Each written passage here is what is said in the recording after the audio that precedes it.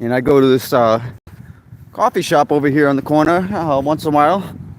It's known as Coffee Corners. Start the day out the right way there. Grab a cup so that you have the fuel to go walk around town and adventure the way you need. Sort of capture the experience with the technology we have available to us today, which would be cell phones and the computers at the library and stuff like that.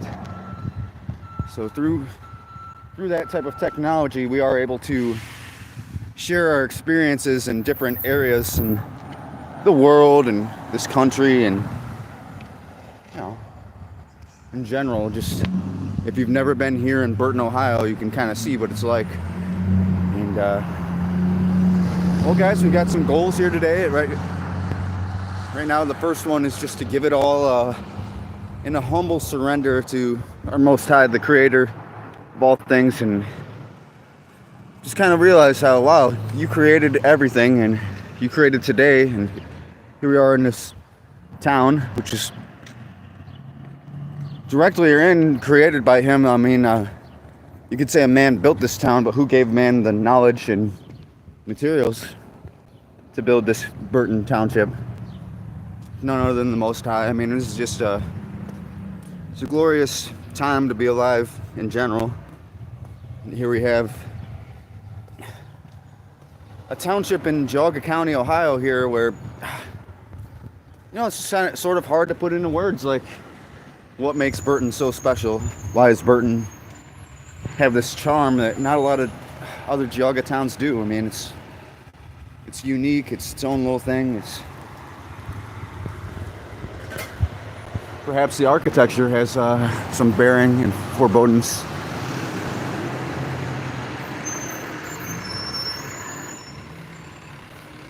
Got some pillars here.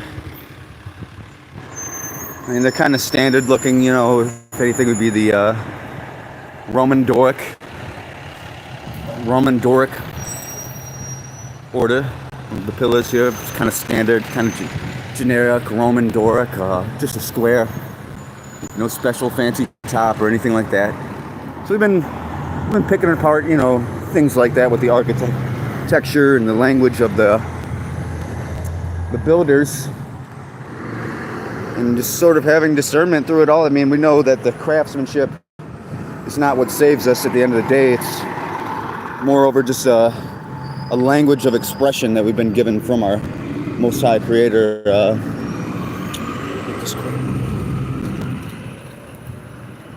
Well, here we've got the Willoughby chapter of the Lodge of Freemasonry up here, which is something I'm probably going to start doing, is not only pointing out their lodges, but just documenting any of the artwork or symbolism now, since we've sort of been delving into it with our studies and connecting things like Judaism and Freemasonry, Catholicism, Christianity. What do they all have in common? Who is the architect? Who is the master builder?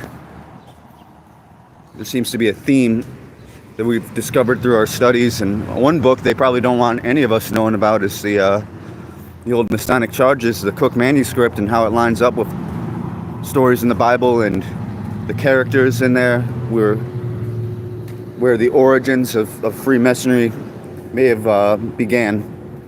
And so we're sort of connecting the dots that way as well.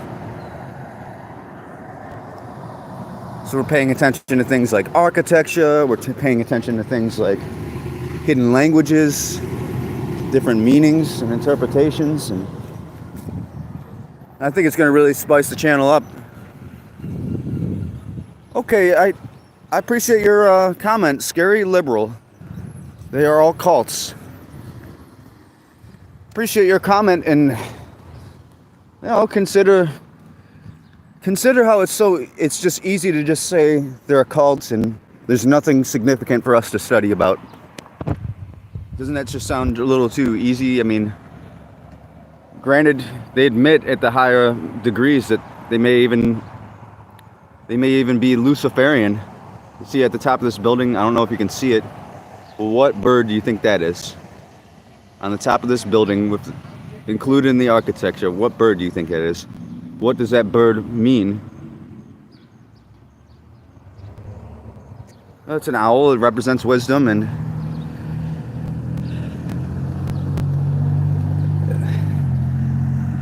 is wisdom a good thing? Is wisdom a good thing in certain contexts, perhaps? I think it is Proverbs. I think it's in Proverbs. I should have this written down. Proverbs 10:18 maybe, where it says, the fear of the Lord is the beginning of wisdom. So in that instance, learning things through fear of the Lord, I believe wisdom in that instance is something that never leaves you and could be a very good thing. Now here we've got a fire truck. Is there any language that we're not considering here? I apologize for the noise. But what is the language that we see it every day? Do we know what the staff with the serpent on it means? Do we know what these symbols mean? Where do these symbols come from, really? The ladder, the axe, the staff. Now, it's a particular type of staff, which is probably used as an instrument, safe instrument. I apologize, you guys might not be able to hear me very well with this truck here. But generally, we're just pointing out the symbolism and the language used by, let's face it, our own government. I mean, how many of our government elected officials are Freemasons? How much of it is Greek symbolism that goes way back into other cultures like, Greek, Egyptian? How much of it is a language you don't, here in America, us English-speaking people understand? Do we understand all of the symbols and the languages? The cross, the crown. What's below the cross? I don't even know. Is that something bad? I don't know. Are we supposed to worship these symbols? I don't recall ever reading that in any scripture. So, like I said, we're going to start picking things like this out a little more on our channel, and I think it's going to spice things up a little more, get it a little more interesting. One thing we don't want is just people insulting each other and these debates that lead to arguments. We find that to be unnecessary, and moreover, for personal improvement, all of these things should be lining up with that, because just like getting smarter in any rate. I mean, you learn more words of the alphabet when you're in elementary school. It's just like that. I mean, the language of the architecture is just as an alphabet. I mean, we know now that these are cornice pieces that we're looking at here. It adds a very artistic feature to the building, and the pillars, the cornices. And notice how there's a certain number of notches in there, and a certain pattern that represents a certain, at least style of building. There could be a language within that we just don't understand. That's the fascinating part of architecture, to me, is, the languages, why they chose to build the way they built, and what some of these symbols mean. And we're going to break things like that down more and more on this channel. By the end of this, I want you guys to know every classical order of pillars, and you should be able to tell me what a pediment is, and what the entablature is, what a frieze is, all these things, because they are relevant to our studies as seekers and believers in the Word. And we're here for a reason, guys. I mean, we're going to break this down. We're going to decode and decipher anything we can. Anything and everything we can. So again, to get back to the concept of them being cults, it may be, and perhaps there's many interpretations that I wouldn't agree with between the organized religions such as Judaism, Freemasonry, the Christian churches, all of them. But however, the things that we can agree about, this is what we intend to focus on this channel, and just expanding our knowledge and wisdom on concepts such as these is the goal. One thing I always appreciate if I meet another believer is if they even know from Adam or creation in Genesis to Noah. Now, what was Noah's ark?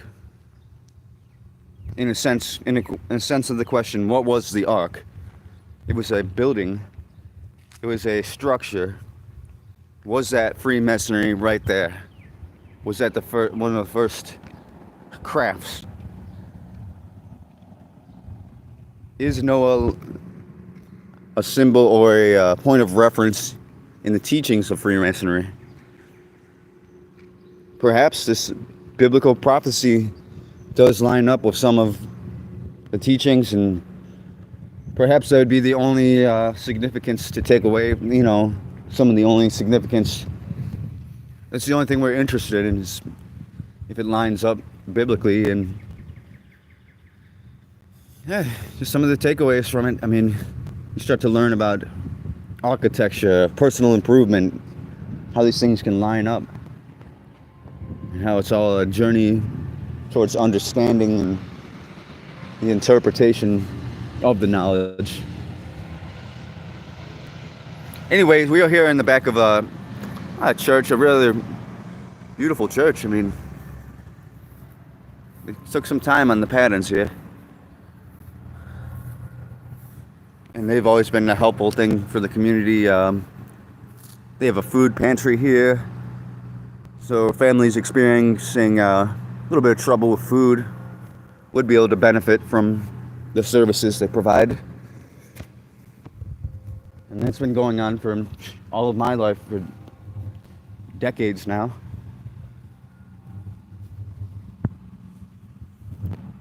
A well-known water tower to signify the town of Burton. And it's just a nice day. It's great weather we're having. It's a great town to be in, and I figured I'd share with you guys. It's a little different than a typical Chardon hustle. This is what it's like here in the U.S. Small town, sort of away from the city, but enough traffic to sort of feel most of the elements you would in some of the inner cities. At the same time, there's just, well-preserved nature, so many parks and things you could go visit to sort of get away from it all. And you can't deny the fact that it's a blessing to be here, and even to just have clean water. We really are protected. Now over there, you can't really see it too well from here, but there is a maple shack. Very famous, well known for their maple out here. Make the candies and syrup and all of that like that. Anyway, I guess I'm gonna click off, guys, but just really wanted to show you the experience we're having in the town, and appreciate some of you guys commenting. A big shout out to Pastor Bengala. I know I butchered that. Much love to Portugal, and guys, just keep seeking, keep studying hardly, diligent, and may it be revealed unto you. We'll catch up with you guys here soon. Have a great rest of the day.